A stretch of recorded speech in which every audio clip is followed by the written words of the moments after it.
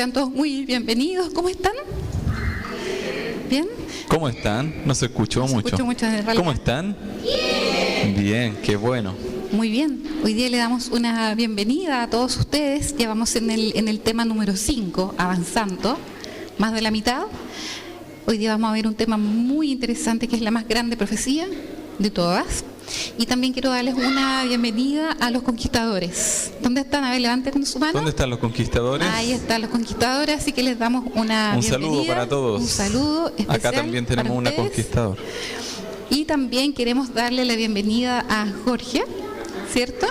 Que también queremos darle un obsequio. Sí. ¿Le llevo? Sí. ¿Este? Así es. Y uno de estos también. Ahí está. Bueno, un regalo para usted. Muy contentos de que hoy día nos acompañes. Gracias a usted, ¿no? Que Dios lo bendiga muchísimo. Nos alegramos mucho.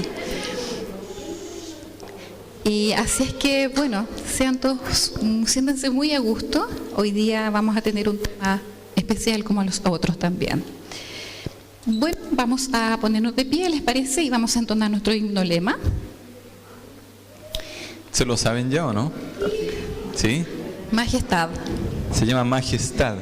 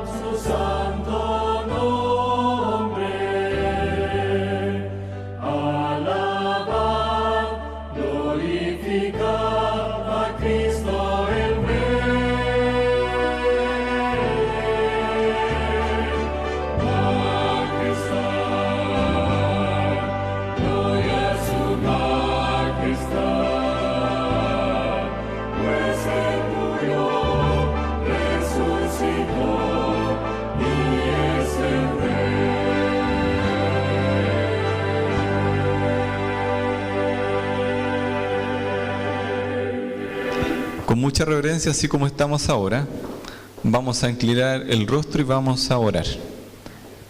Padre nuestro, Señor, que estás en el cielo, santificado sea tu nombre.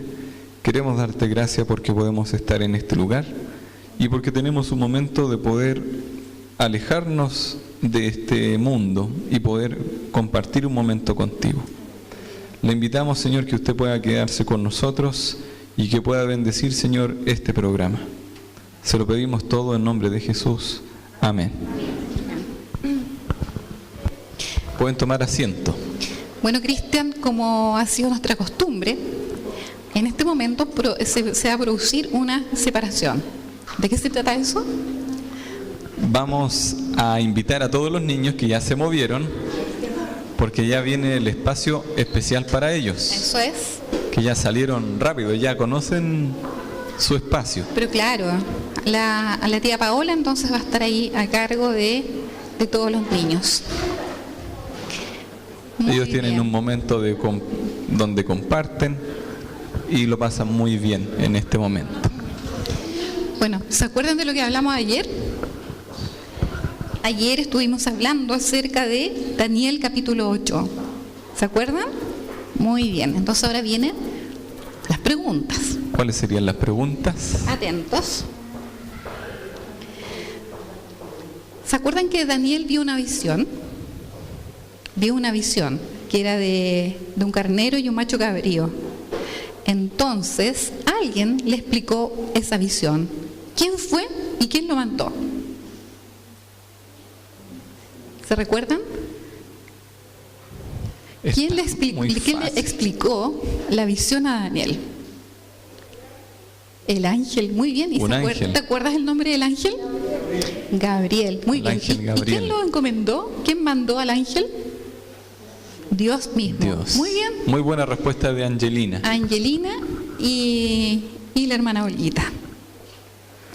¿Se acuerdan que cuando vio este carnero en la visión, este tenía un cuerno más alto que el otro? ¿Qué significaba eso? ¿Se acuerdan el carnero? ¿A quién representaba? ¿A cuál reino?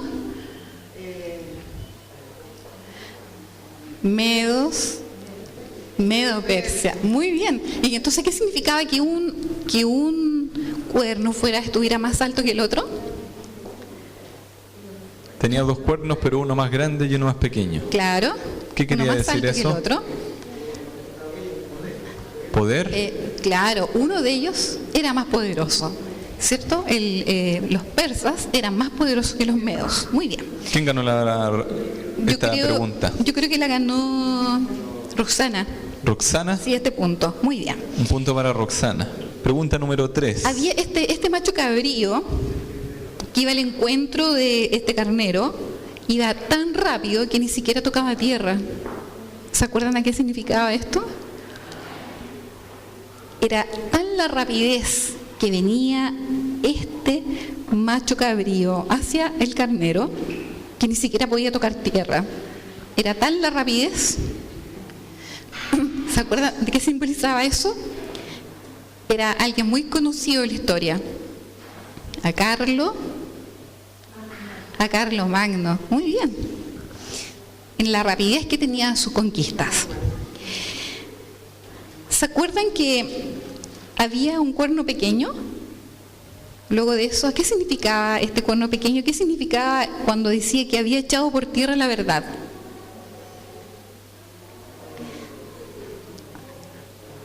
¿Echar por tierra la verdad? Parece que no vino nadie ayer. Sí. ¿Qué significaba esto que este cuerno pequeño echaba por tierra la verdad? Muy bien. ¿Se recuerdan, Ken? Exactamente. ¿Sí? Claro, los mandamientos. Sí. Echaba por tierra los mandamientos. Muy bien. Ustedes, esta es la última. Última pregunta. ¿Se acuerdan que ayer estuvimos también hablando acerca del santuario? ¿Del santuario?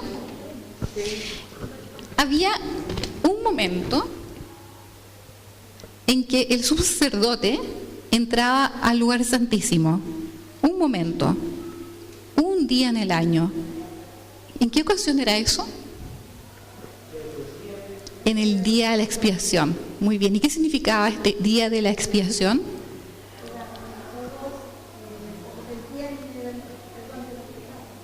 El perdón de los era pecados el día por del todo perdón. el Muy bien. pueblo, por así decir. ¿Quién ganó ¿cierto? entonces, Cristian?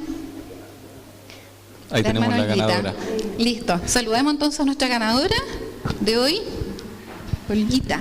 Olguita, un saludo para ella, Claro, muy bien, la que Olguita. se ganó este concurso. Sí, muy bien. ¿Y algún muy premio bien. para ella? Claro, ¿Le podemos dar algún premio? por supuesto, pues. Eso es. Le vamos a dar un premio también a Olguita por su participación. Muy bien, estuvo muy atenta ayer Ese también. al tema. Bueno, hoy día vamos a continuar, Cristian, con el tema número 5. Vamos a seguir con Daniel. Ayer vimos Daniel capítulo 8, hoy día vamos a ver. Daniel 9, la más grande de todas las profecías. Sí, impresionante, ¿cierto? El tema ya nos motiva a poner mucha atención hoy. Pero antes de eso, ¿cierto? Vamos a invitar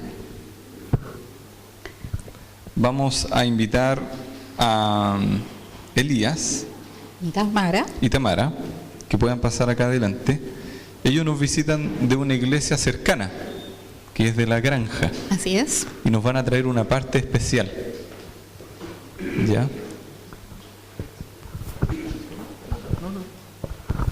Bien, buenas tardes. Mi nombre es Elías, Tamara, somos de la Iglesia de La Granja y estamos contentos de estar con ustedes acá en esta hermosa semana de oración de profecías, un tema bastante importante y útil para nuestro tiempo. La canción que vamos a cantar se llama Bajo una cruz y habla acerca del sacrificio de Cristo, que finalmente es el tema central de la Biblia, de la iglesia, de nuestra Biblia, del mensaje, de la profecía. El tema central siempre es Cristo. Así que esperemos que el Señor esté con nosotros y que esta canción pueda tener algún significado para ustedes, como lo tiene para nosotros.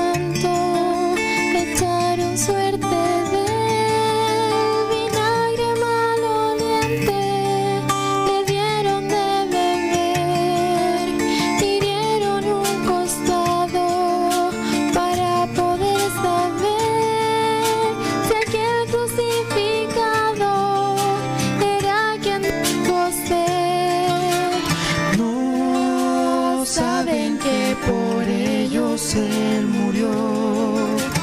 No saben que a su Padre le pidió.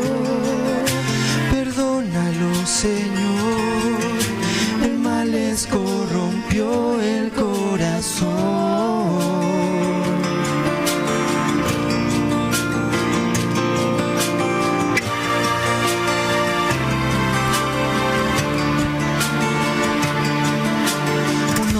Con sus manos, llamado José, bajaba con cuidado el cuerpo de Jesús. Una mujer en llanto no puede entender por qué su hijo amado tuvo que padecer. No saben la razón ni el por qué. No saben que la muerte iba a vencer. Lo dijo una vez, 3 días pasarán y volveré. Es tan difícil entender que no pudieron comprender las palabras que él habló y el pan de vida que les dio.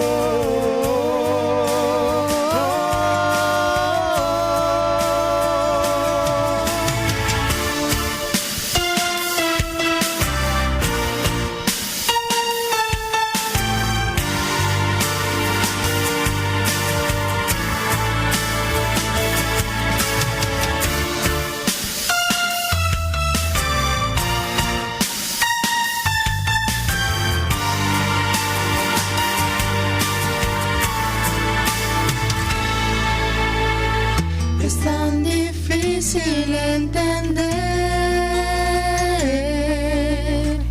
que no pudieron comprender las palabras que él habló y el pan de vida que les dio. No quiero ser como ellos, Dios.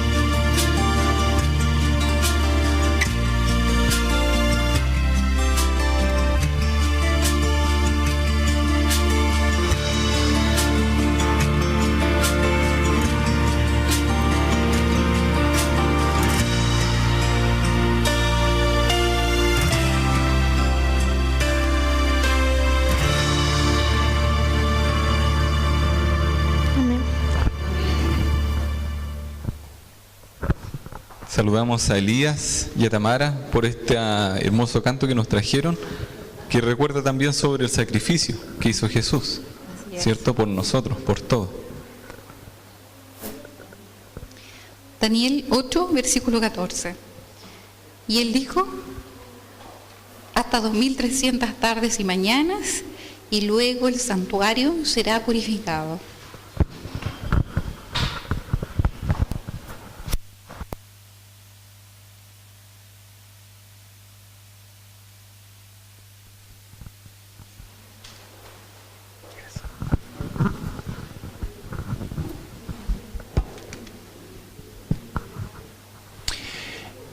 Muy buenas tardes, hermanos.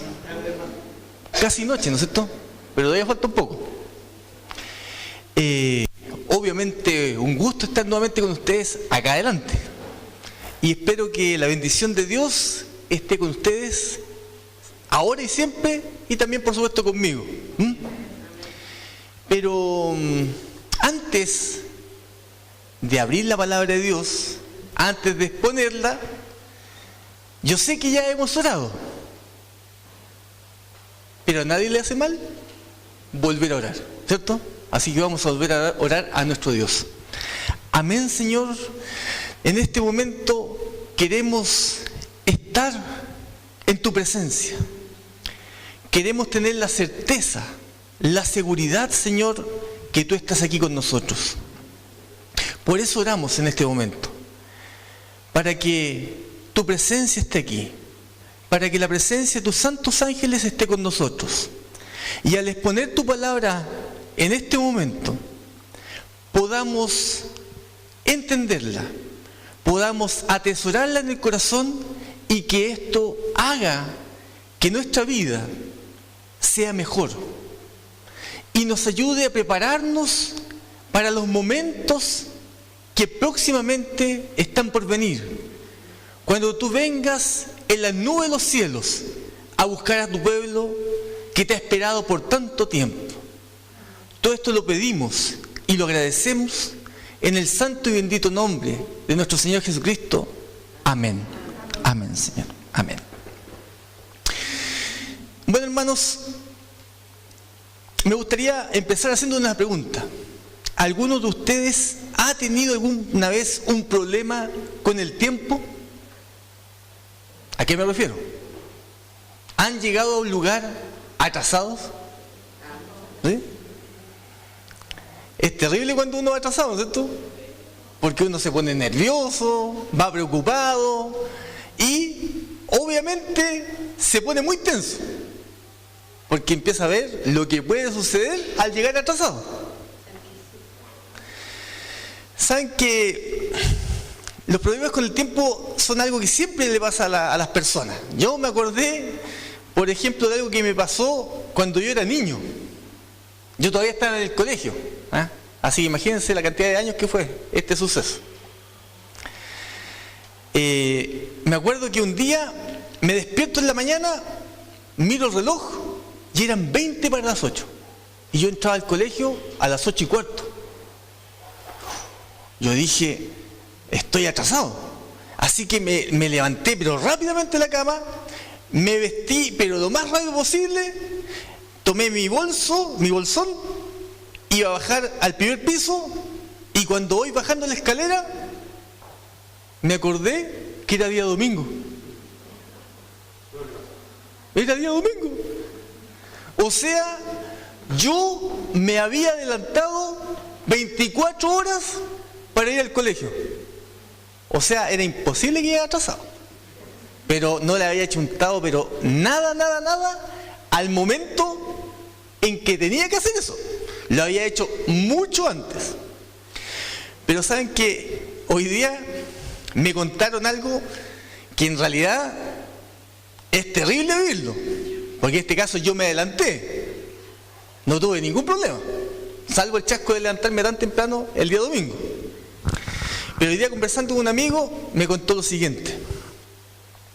Él vivía en Arica en ese momento y tenía que viajar a Colombia, porque lo habían invitado unos amigos a ir a Colombia. Y él tomó su vuelo Arica-Santiago, estuvo unos días en Santiago, y él decía, bueno, yo tal día, ¿no es cierto?, tengo que viajar a Colombia. Estaba todo programado, su maleta lista, todo listo. visitó a algunos amigos, entre ellos a mí, y entre ellos también a un amigo que está ahí atrás, y todo perfecto. Llega el día, toma las maletas, va al aeropuerto, y cuando llega al aeropuerto presenta sus papeles, ¿no es cierto? Va a hacer todo el trámite, y la persona que está con él le dice: ¿sabe, amigo? Tenemos un problema. ¿Qué problema? Que usted llegó atrasado. Pero ¿cómo atrasado si yo vengo bien? Mire la hora, todo bien. ¿Sabe qué? Usted llegó 24 horas atrasado. El vuelo fue ayer. Y perdió el pasaje. Y tuvo que comprar otro pasaje para poder ir a Colombia. 250.000 pesos. A mí no me costó nada levantar un día domingo, pero a él le costó 250.000 pesos llegar 24 horas atrasado. Yo me adelanté 24 horas, él se atrasó 24 horas. Por eso es muy importante el tiempo y saber llegar en el momento adecuado. Y saben que el Señor Jesús, hace 2000 años atrás aproximadamente, fue en su nacimiento, en su vida, en su muerte, en todo lo que él experimentó en su ministerio, el cumplimiento de muchas profecías, de muchas esperanzas del pueblo de Israel. El pueblo de Israel desde muchos años se le había prometido un Mesías, se le había dicho muchas cosas que ese Mesías tenía que cumplir, y todas esas cosas se estaban cumpliendo en Cristo Jesús. Pero Cristo Jesús, en Marcos capítulo 1, versículo 15, dice lo siguiente. Decía lo siguiente Jesús: el tiempo se ha cumplido, el tiempo se ha cumplido, y el reino de Dios se ha acercado. Arrepentíos y creed en el Evangelio. Pero la frase que a mí más me interesa de este texto, aunque todo el texto es importante, es lo que está en blanco. El tiempo se ha cumplido. Y uno dice, bueno, sabemos que Jesús es el cumplimiento de todas las esperanzas del pueblo de Israel, de grandes profecías de todo el Antiguo Testamento. Pero en este caso en particular, ¿el Señor Jesucristo se está refiriendo a algún tiempo en especial? ¿Se está refiriendo a algo en particular? Y para saber si es realmente así, tenemos que ir a investigar en el Antiguo Testamento. Y para no investigar todo el Antiguo Testamento y hacerlo más fácil, vamos a ir específicamente al libro de Daniel, el capítulo 8 y más específicamente el capítulo 9. ¿Se acuerdan que ayer hablamos de esto, del capítulo 8? Les vamos a refrescar un poco la memoria. El capítulo 8 es una visión, la visión del carnero y el macho cabrío.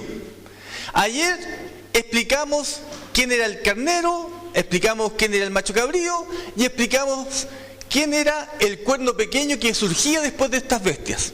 Y explicamos una labor que este cuerno pequeño hacía. ¿Sí?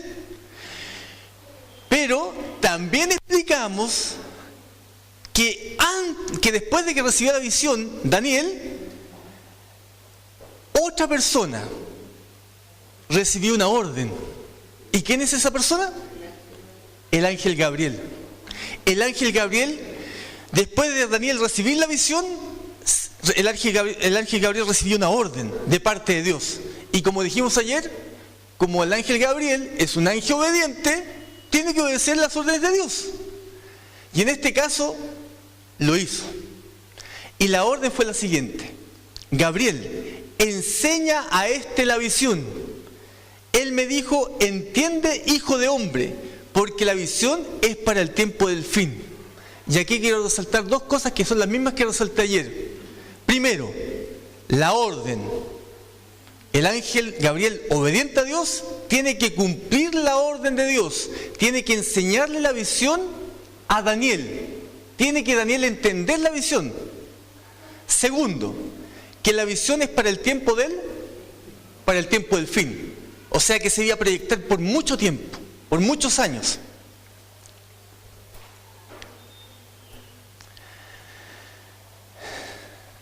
Pero ¿saben qué? Ayer, si ustedes se dieron cuenta, no explicamos toda la visión. ¿Se dieron cuenta de eso? Explicamos casi toda la visión, no toda la visión. De hecho, estos dos versículos, el versículo 13 y el 14, se nos quedaron rezagados. Ni siquiera los tocamos. ¿Y qué dicen?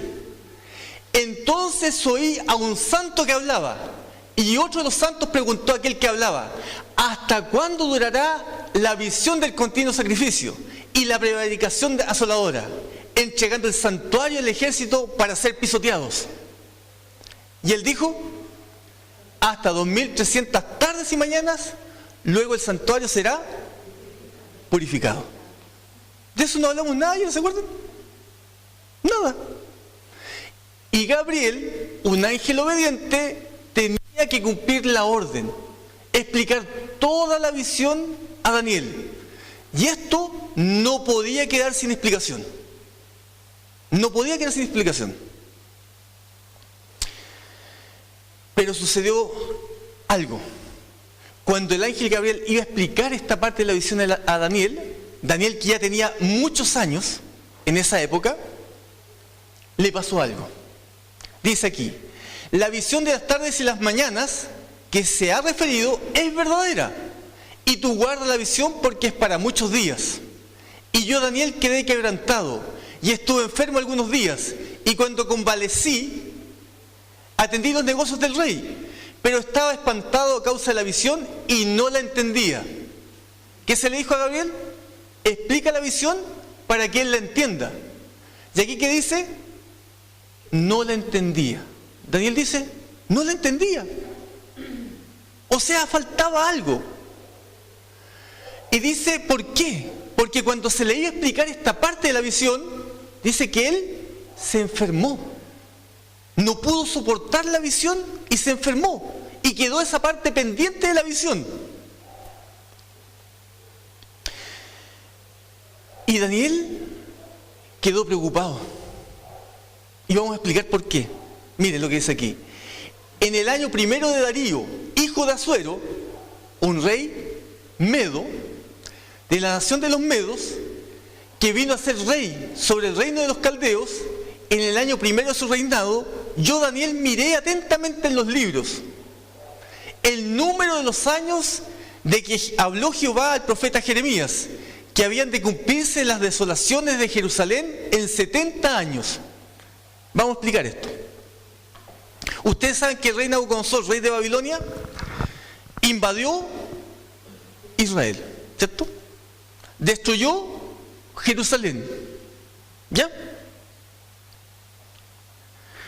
El profeta Jeremías, por inspiración divina, escribió en su libro que ese momento para el pueblo de Israel iba a durar 70 años. 70 años. Eso estaba escrito. Y Daniel lo sabía. Y Daniel no solamente sabía que iba a durar 70 años, sino que sabía que el tiempo de que se cumpliera esto estaba cerca. Faltaba poco. Pero Daniel estaba preocupado. ¿Y saben por qué estaba preocupado? Porque Daniel, así como explicó Cristian hace 2 días atrás, sabía el principio bíblico de interpretación de las profecías, de que un año, un día profético, son un año. Un día profético es igual a un año literal. Entonces él dijo, 2300 días son 2300 años. ¿Y sabes lo que pensó Daniel? ¿Será que el pueblo de Israel hemos sido tan infieles, hemos sido tan malos, hemos sido tan irresponsables con nuestra experiencia espiritual, con la voluntad de Dios, que los 70 años se van a transformar en 2300 años? ¿Ustedes se habrían preocupado, no? Yo me hubiera preocupado. Porque él no lo estaba entendiendo. Y él tenía una duda en su corazón y pensaba que realmente el pueblo de Israel estaba tan mal espiritualmente que necesitaba un escarmiento del tamaño de 2300 años. Y saben que si ustedes leen lo que sigue en Daniel capítulo 9, es una oración maravillosa, es muy linda. Del versículo 3 al 19 es una oración pero realmente hermosa, en que Daniel se humilla ante Dios y le dice: perdónanos, Señor, perdóname, Señor, porque nosotros no hemos hecho tu voluntad, porque nosotros no hemos andado en tus caminos, porque realmente el castigo que tú nos diste nosotros lo merecemos, pero por amor a tu nombre, pero por amor a tu justicia, pero por amor a tus caminos, a tus promesas, Señor, por favor, perdona a tu pueblo. Aquí hay un pequeño trozo de esta oración. Ahora pues, Señor Dios nuestro, que sacaste tu pueblo de la tierra de Egipto con mano poderosa y te hiciste renombre cual lo tienes hoy, hemos pecado, hemos hecho impíamente. Oh Señor, conforme a todos tus actos de justicia, apártese ahora tu ira y tu furor de sobre tu ciudad Jerusalén, tu santo monte, porque a causa de nuestros pecados y por la maldad de nuestros padres, Jerusalén y tu pueblo son el oprobio de todos en derredor nuestro. Una oración humilde, una oración potente, de arrepentimiento, de búsqueda del Señor. ¿Cuántas oraciones has tenido tú así en tu vida? ¿Has sentido en algún momento deseos no solamente de arrodillarte delante de Dios, sino que literalmente tirarte en el suelo para pedirle perdón? ¿Sabes qué a mí me ha pasado? Yo a veces me he sentido tan mal, me he sentido tan pecador, que literalmente me he tirado de guata, como decimos nosotros, en el suelo, para pedirle perdón al Señor. Y Daniel se sentía así, y se sentía muy inquieto. Pero como el ángel Gabriel es un ángel obediente, tenía que explicar esta parte de la visión. Y Daniel nos dice, ¿no es cierto? Aún estaba hablando, aún estaba orando y confesando mi pecado y el pecado de mi pueblo Israel, y derramaba mi ruego delante de Jehová mi Dios por el monte santo de mi Dios. Aún estaba hablando en oración cuando ¿quién aparece? Gabriel. Cuando el varón Gabriel, a quien había visto en la visión al principio, volando con presteza, vino a mí, como a la hora del sacrificio de la tarde. Gabriel vuelve. Dios escucha la oración, ve la preocupación de su hijo y manda nuevamente a Gabriel. Y la orden estaba dada. Y me hizo entender y habló conmigo diciendo: Daniel, ahora he salido para darte sabiduría y entendimiento. Al principio de tus ruegos fue dada la orden, y yo he venido para enseñártela, porque tú eres muy amado. Entiende pues la orden y entiende la visión. ¿Está claro, no es cierto? ¿De qué visión se refiere? De la que no había terminado de explicar. Y aquí viene algo realmente espectacular. Aquí viene la explicación de por qué Jesús dijo que se había cumplido el tiempo, que el cielo se había acercado a la tierra y que había que creer en el Evangelio. Si nosotros vamos a Daniel, el capítulo 9, allí en el Antiguo Testamento, y nos concentramos en los versículos 24 al 27, vamos a leer lo que sigue a continuación. 70 semanas están cortadas, y voy a repetir eso, 70 semanas están cortadas, o puede decirse descontadas, para tu pueblo y tu santa ciudad. ¿Cuál es la santa ciudad? Jerusalén. Para acabar la prevaricación, poner fin al pecado, expiar la iniquidad, traer la justicia de los siglos, sellar la visión y la profecía y ungir al santo de los santos. ¿Quién será el santo de los santos? Jesucristo. Conoce y entiende que desde que salga la orden de restaurar y reedificar a Jerusalén hasta el Mesías príncipe, Habrá 7 semanas más 62 semanas. La plaza y la muralla se reedificarán en tiempos angustiosos. Después de las 62 semanas se quitarán la vida al Mesías, y no por sí mismo. Y el pueblo de un príncipe que ha de venir destruirá la ciudad y el santuario. Su fin vendrá como una inundación, y hasta el fin de la guerra será talada con asolamiento. En otra semana confirmará el pacto a muchos, y a la mitad de la semana hará cesar el sacrificio y la ofrenda.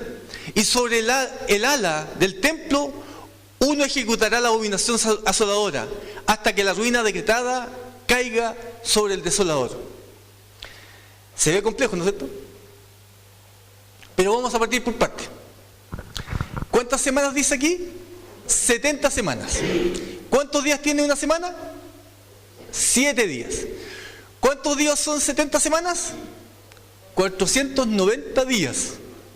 Si usamos el principio día por año, día profético, año literal, son 490 años. Pero aquí la profecía de las 70 semanas se empieza a segmentar. Primero se habla de 7 semanas. Después se habla de 62 semanas. Pero uno dice lo siguiente: 7 semanas y 62 semanas, ¿cuánto suman? Suman 69. O sea, falta una. Y uno se pregunta lo siguiente: ¿no será más fácil decir, en vez de decir 7 semanas y 62 semanas, no será más fácil decir 69? ¿O ustedes hablan así? ¿O ustedes le dicen, ¿tú cuándo vas a venir al colegio? No, yo voy a venir en 5 horas más 7 horas. No, usted dice 12 horas. Entonces tiene que tener un propósito esta segmentación de la profecía. ¿Ya? Y vamos a ir viendo esa segmentación, por qué es así. Pero antes vamos a repasar algo. ¿Se acuerdan qué es esto? El santuario. El santuario estaba dividido en 2 partes. La parte que está acá es el lugar santo. En el lugar santo está la mesa de los panes de la proposición, el altar del incienso y el candelero de los 7 brazos. Eso es todo lo que había en el lugar santo. Aquí hay una cortina, que en este caso está abierta, pero no estaba abierta, y detrás de esa cortina, en el lugar santísimo, estaba el arco del pacto. Y dentro del arca del pacto, ¿qué había? Sí, había un poco de maná, la vara de Aarón y las tablas de los 10 mandamientos que había sido escritas por el dedo de Dios. ¿Cierto? Eso es lo que estaba ahí. Y esta cajita muy especial tenía una tapa que se llamaba el propiciatorio. Y ese nombre es bien interesante, propiciatorio, porque cuando dice propiciatorio es como que suena a que es propicio. Y cuando algo es propicio es que algo me es favorable. Podríamos decir que esa cajita tenía tapa y era la tapa que me favorecía a mí. Qué extraño.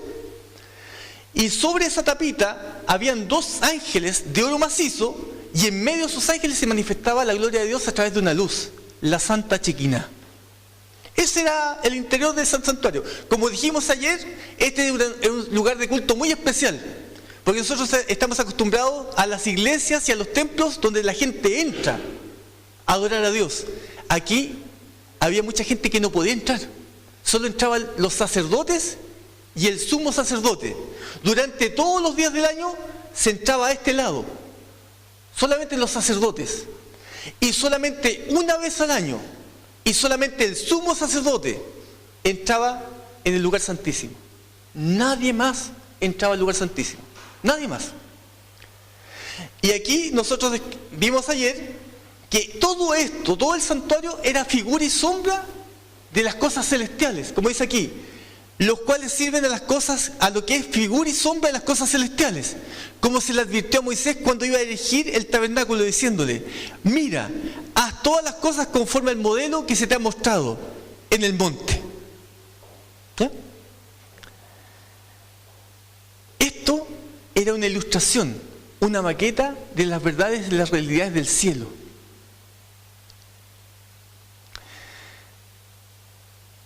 ¿Ustedes saben cuál era el día en que solamente el sumo sacerdote, una vez al año, entraba en el lugar santísimo? ¿Saben cómo se llamaba ese día?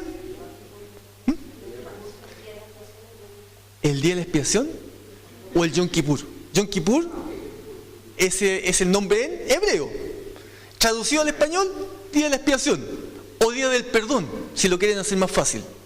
Pero era el día de la expiación. Y uno se pregunta, ¿qué es expiación? ¿Ustedes se han preguntado alguna vez qué es expiación? ¿Ah? Porque es una palabra que, sobre todo en el vocabulario religioso, se usa mucho. Pero a veces nosotros no entendemos a cabalidad qué significa expiación. Expiación es la remoción del pecado. Es cuando el pecado es quitado a través de un tercero. O sea, no eres tú el que se quita el pecado a ti mismo. Es otra persona la que te quita el pecado. La expiación es la remoción del pecado a través de un tercero. El sujeto culpable, porque es culpable, ¿cierto? No hay duda de eso, es culpable. Queda absuelto, queda perdonado de cualquier pena por medio de alguien que lo sustituye, toma su lugar, toma la responsabilidad sobre sí. Para los judíos, la palabra expiación viene del hebreo kiper, que significa borrar o cubrir. O sea, para hacerlo bien fácil, expiación es borrar tus pecados. No lo haces tú, lo hace otra persona. En este caso, lo hace Jesús. Tú no puedes hacerlo, lo tiene que hacer Jesús por ti. Él es el centro de todo lo que tiene que ver con el cristianismo. No hay nada que no tenga relación con Él, con Jesús.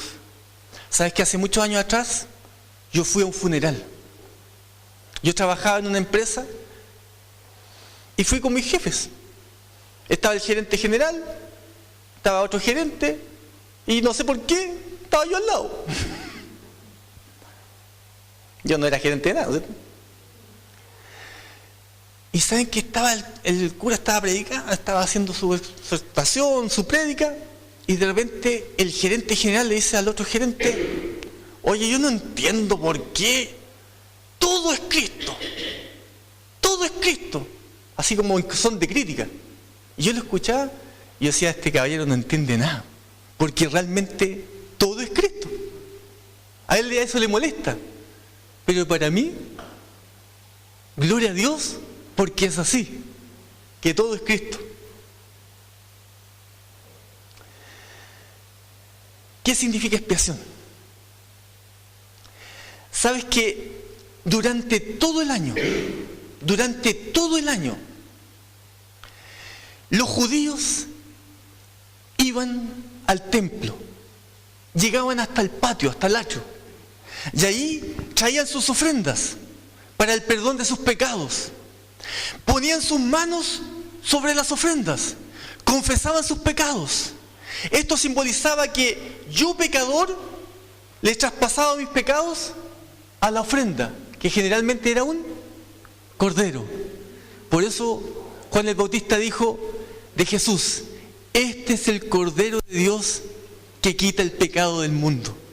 Porque cuando tú confiesas tus pecados, es como que literalmente los depositas sobre Jesús. Llegas tú con una bolsa,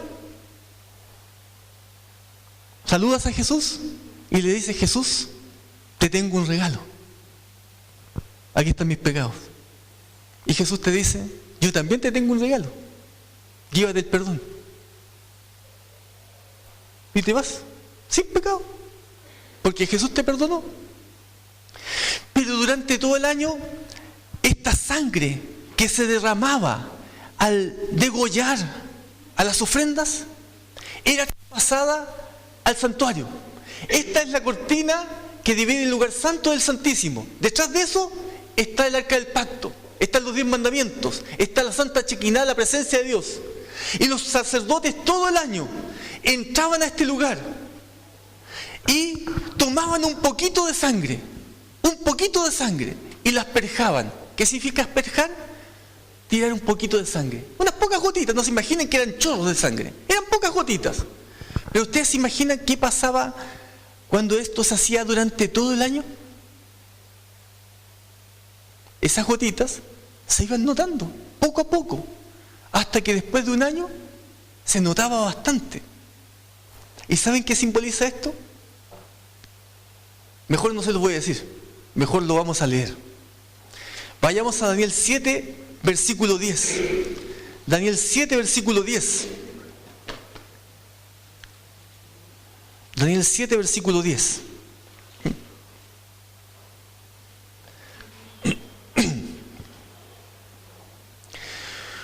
Un río de fuego salía delante de él, delante del trono de Dios.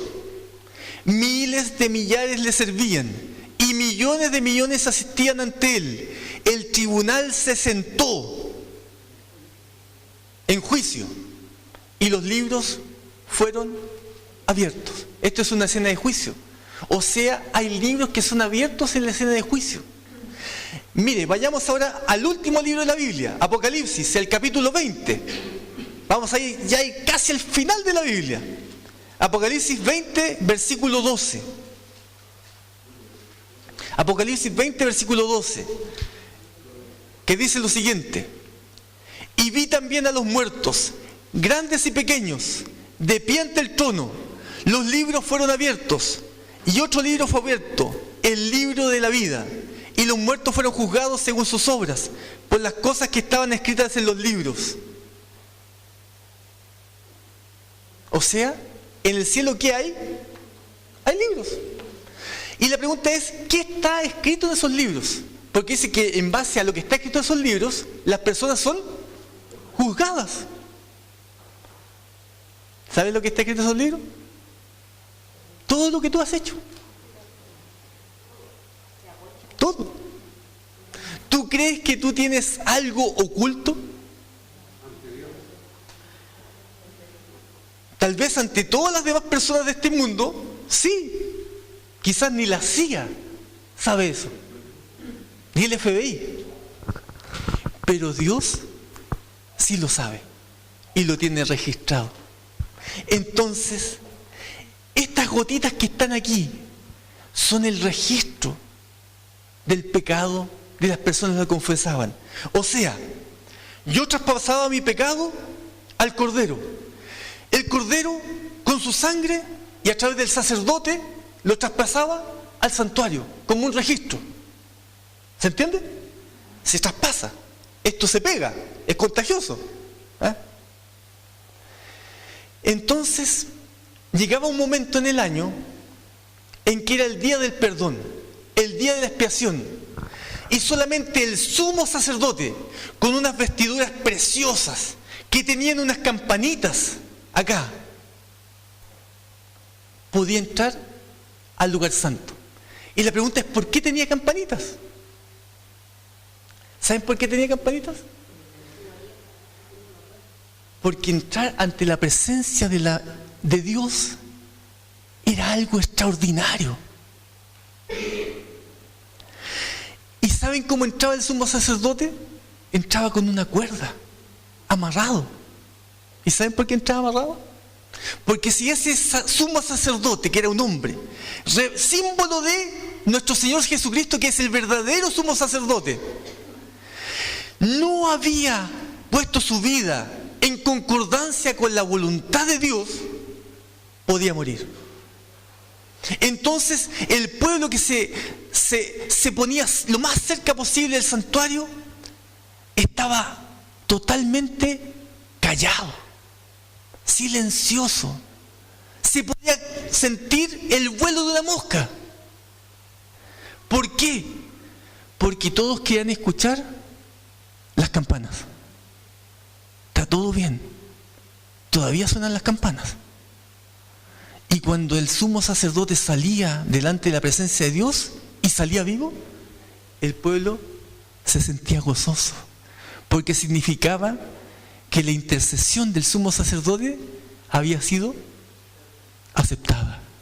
Por lo tanto, el pueblo estaba perdonado. sus pecados habían sido expiados, habían sido quitados, habían sido borrados. Un momento solemne, un momento especial, un momento que nadie se quería perder. El momento del día de la expiación, del día del perdón. ¿Y saben qué sucedía? Ese día se quitaba todas estas manchas. Eso se hacía ese día. ¿Y qué es lo que se hacía ese día? El sumo sacerdote se lavaba completo, de pies a cabeza, se vestía sus ropas elegantes, imponentes del día de la expiación, del sumo sacerdote, con su pectoral, con el nombre del pueblo de Israel, sobre su corazón, sobre sus sentimientos, presentándote a ti ante Dios, con 2 piedras aquí en los hombros, con los nombres del pueblo de Israel, cargando al pueblo sobre sus hombros. De esa forma se presentaba el sumo sacerdote. Primero, como era un hombre, solamente un símbolo de Jesús, tenía que ofrecer un sacrificio por sí mismo y presentarse delante de Dios para ser purificado. Después entraba con un incensario y llenaba el lugar santo y el tabernáculo de un olor grato, de un humo especial santo. Y por último, el sacrificio por el pueblo. Y aquí viene una pregunta interesante. ¿Se acuerdan lo que dice la Biblia? Dice 2300 tardes y mañanas y el santuario será purificado. Entonces, si el santuario va a ser purificado después de 2300 tardes y mañanas, 2300 días, 2300 años, tenemos que saber cómo se purificaba el santuario terrenal para tener una idea, un vislumbre de cómo se purifica el santuario celestial. Y aquí seleccioné algunos textos, ¿no es cierto? Porque no se puede analizar todo, de Levítico 16. Después tomará 2 machos cabríos. Se tomaban 2 machos cabríos y los presentará delante de Jehová a la puerta del tabernáculo de reunión y echará suertes. Aarón, ¿no es cierto?, el sumo sacerdote, sobre los 2 machos cabríos, una suerte para Jehová y otra suerte por Azazel. Vamos a tratar de imaginarnos esto. 2 machos cabríos y el sumo sacerdote decía, vamos a echar suertes. Y supongamos designado por suerte para Jehová y este otro designado por suerte para Azazel. Y aquí viene algo interesante. Si uno era para Jehová, ¿quién será Azazel? Tiene que ser alguien que no es Jehová. El enemigo de Dios. Uno para Dios y otro para el enemigo de Dios. Y hará traer a Aarón el macho cabrío sobre el cual cayera la suerte por Jehová y lo ofrecerá en expiación. Ese macho cabrío era muerto y su sangre se presentaba en ese día para expiación del pueblo de Dios. Mas el macho cabrío sobre el cual cayera la suerte por Azazel lo presentará vivo. Ese no se mataba delante de Jehová para hacer la reconciliación sobre él, para enviarlo a Azazel al desierto. Después degollará el macho cabrío en expiación por el pecado del pueblo y llevará la sangre detrás del velo, o del velo adentro, y hará de la sangre como hizo con la sangre del becerro que ofreció por sí primero, y la esparcirá sobre el propiciatorio. ¿Se acuerdan de esa tapa? Y delante del propiciatorio. Así, ¿qué dice aquí? Así purificará el santuario. Así se purifica el santuario, a causa de las impurezas de los hijos de Israel, de sus rebeliones y de todos sus pecados. De la misma manera hará también el tabernáculo de reunión, el cual reside entre ellos en medio de sus impurezas.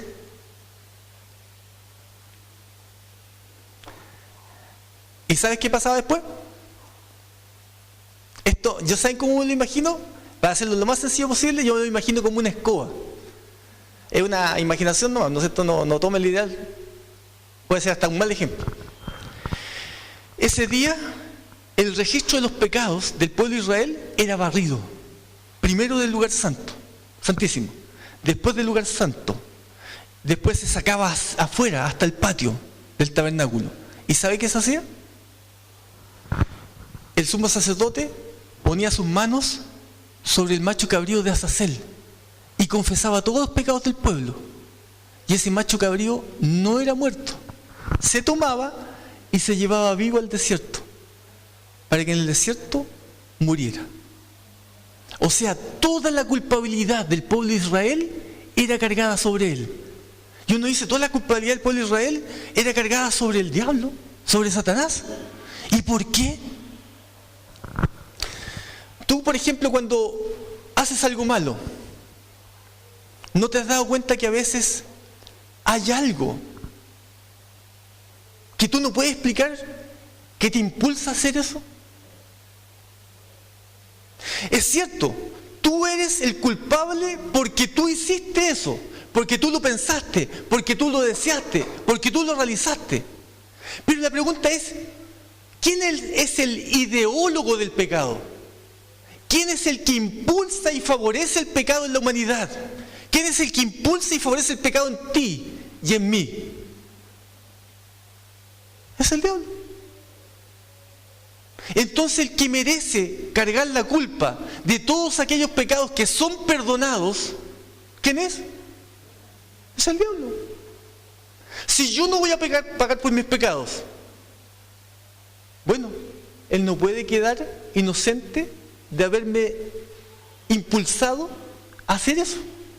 Entonces todos esos pecados eran barridos y eran depositados sobre él, para que él llevara la culpa que a él le corresponde y nosotros seamos liberados de la que nos correspondía a nosotros. Y él dijo, hasta 2300 tardes y mañanas, luego el santuario será purificado. Pero todavía no llegamos a las 70 semanas, ¿no es cierto? Cuando hubiere acabado de esperar el santuario y el tabernáculo de reunión y el altar, hará traer al macho cabrío vivo, y pondrá a Aarón sus dos manos sobre la cabeza del macho cabrío vivo, y confesará sobre él todas las iniquidades de los hijos de Israel, todas sus rebeliones y todos sus pecados, poniéndolos así sobre la cabeza del macho cabrío, y lo enviará al desierto, por mano de un hombre destinado para esto. Y aquel macho cabrío llevará sobre sí todas las iniquidades de ellos a tierra inhabitada, y dejará ir al macho cabrío para el destierro, ¿no es cierto?, por el desierto.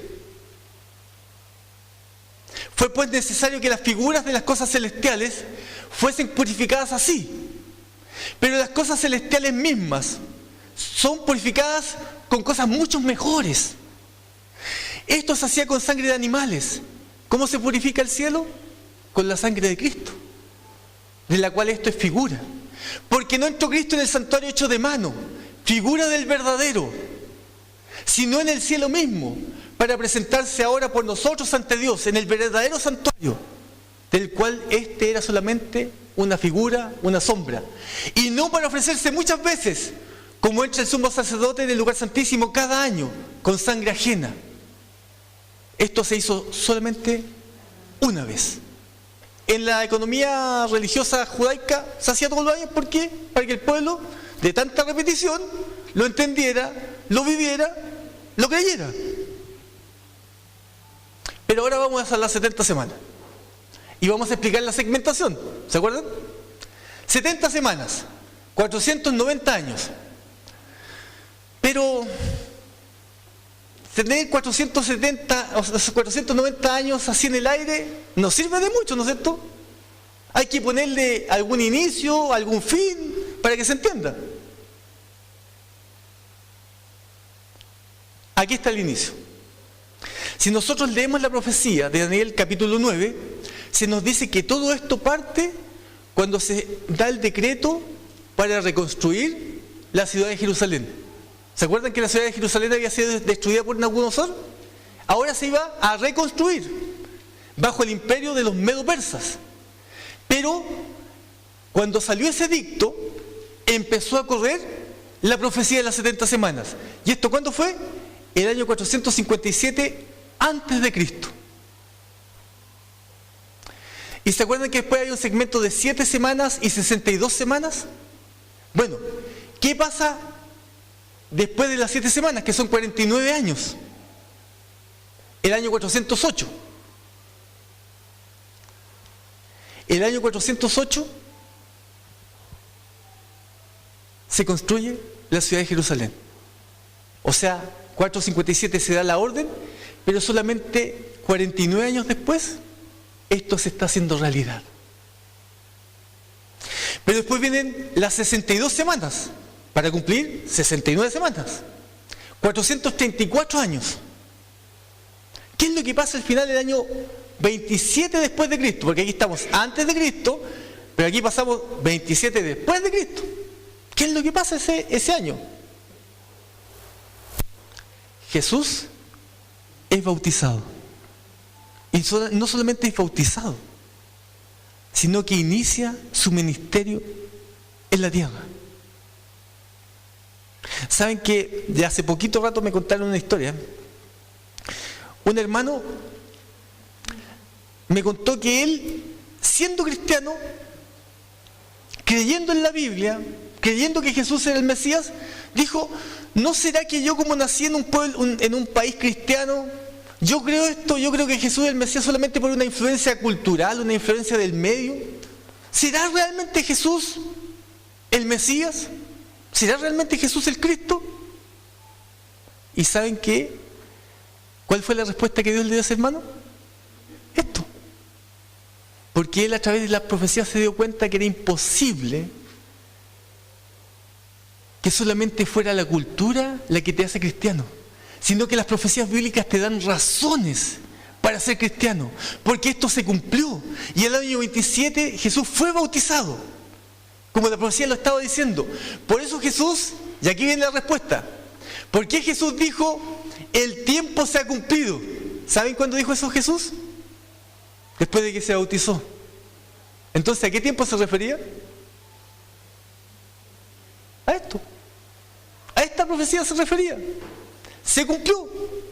Y Jesús lo dijo: el tiempo se ha cumplido.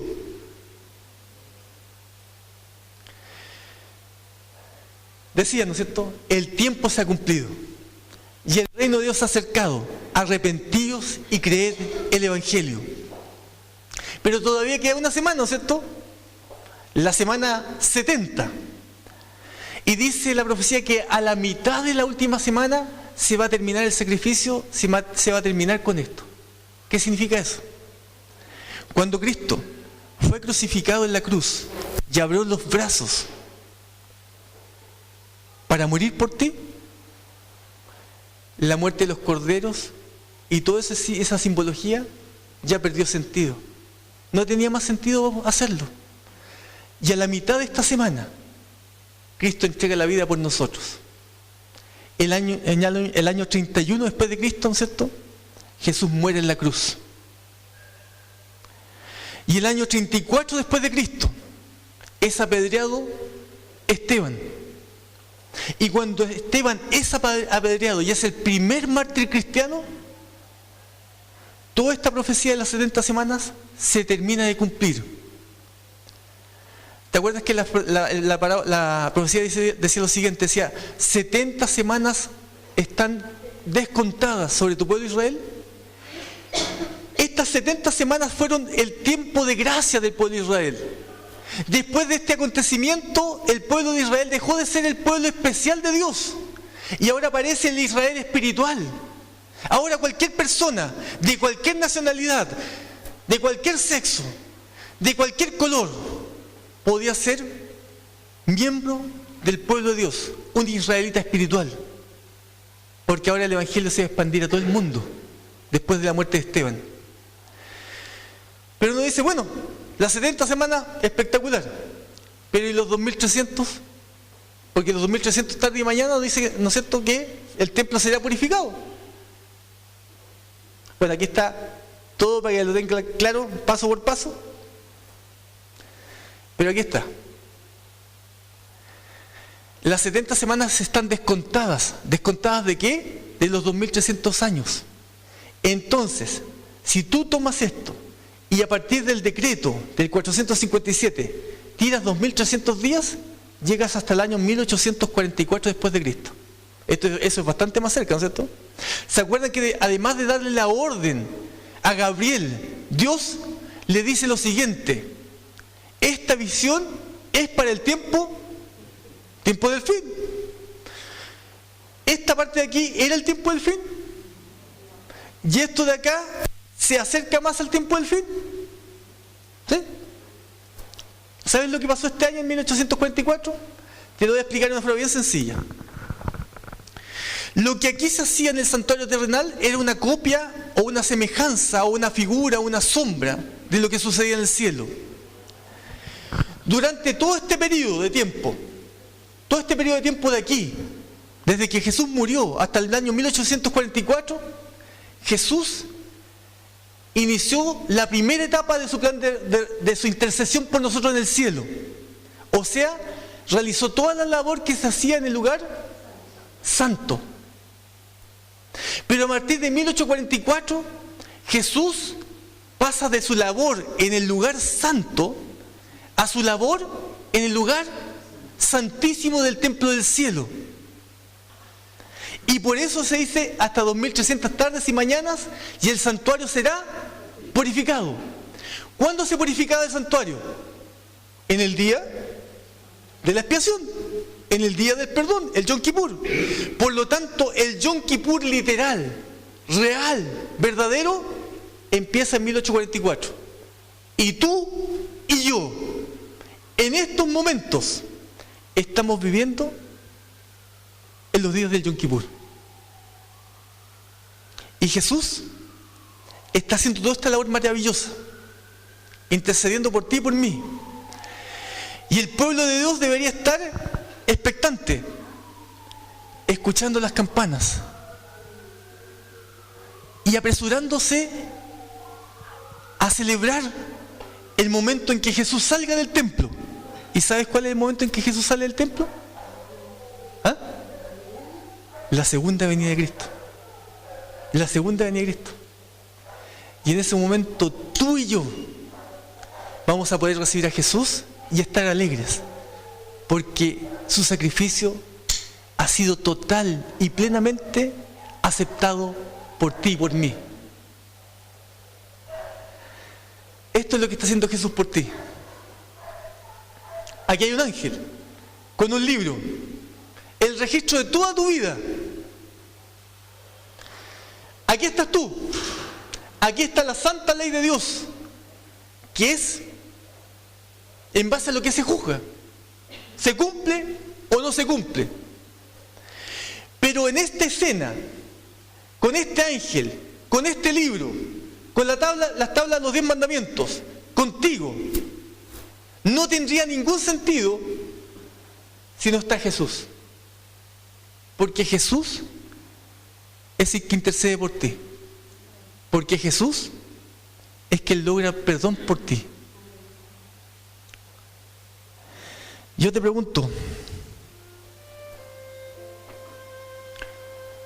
¿tú crees que le debes algo a Jesús?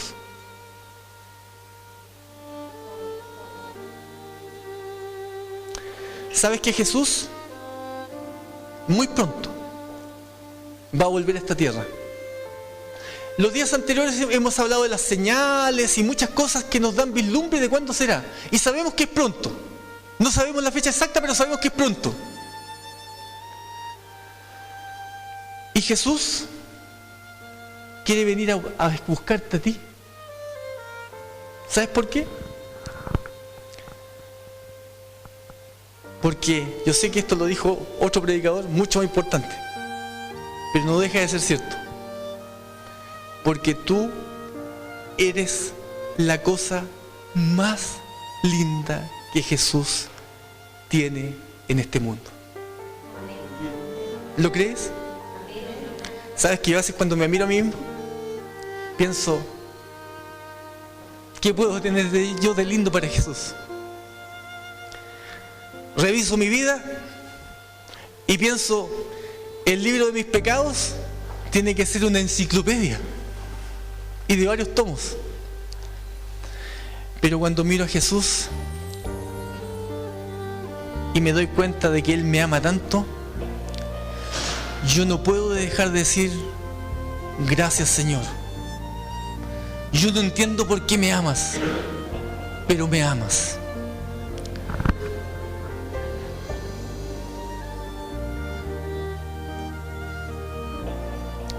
¿Tú quieres entregarle tu vida a Jesús? ¿Quieres responder al amor de Jesús? Yo quiero ver tu mano. Si tú crees que Dios te ama, si tú quieres responder al amor de Dios, levanta tu mano. Porque el Señor Jesús te ama con todo su corazón. Tú no puedes hacer nada para que Él deje de amarte. Nada de lo que tú hagas puedes hacer que Dios deje de amarte.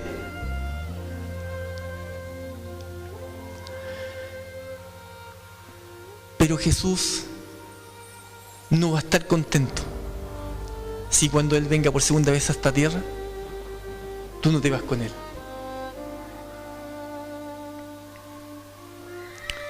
¿Qué te parece si oramos en este momento? Y vamos a orar de rodillas.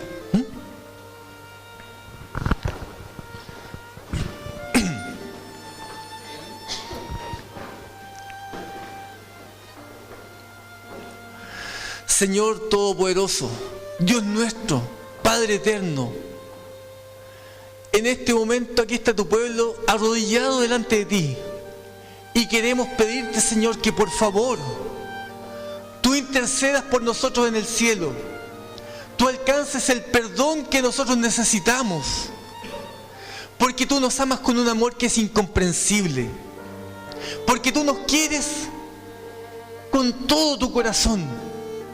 Por eso, Señor, por favor, ayúdanos a levantarnos de nuestras rodillas con la convicción de tu amor, con la convicción de tu perdón, con la convicción de que estaremos contigo por toda la eternidad en la tierra nueva. Señor Jesús, gracias, muchas gracias, muchísimas gracias por lo que has hecho por nosotros. Todo lo pedimos en tu nombre, Señor Jesús. Amén. Amén, Señor. Amén.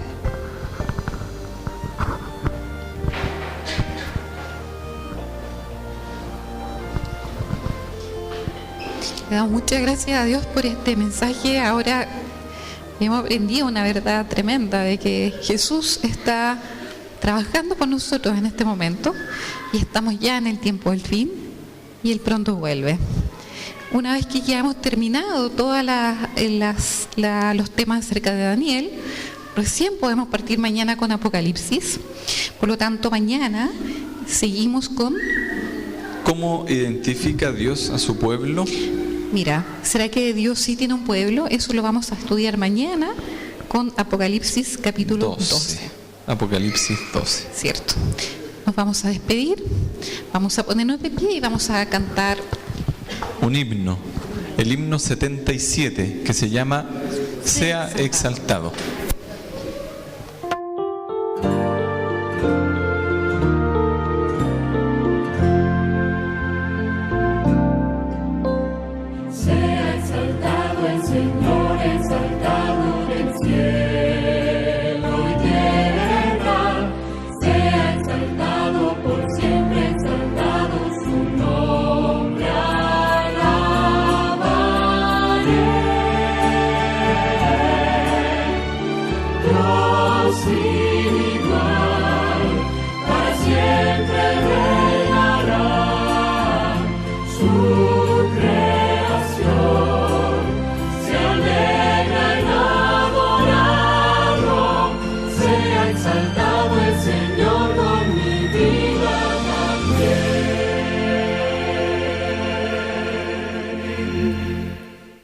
Mañana no se pueden perder esta sección nueva que viene acerca de Apocalipsis.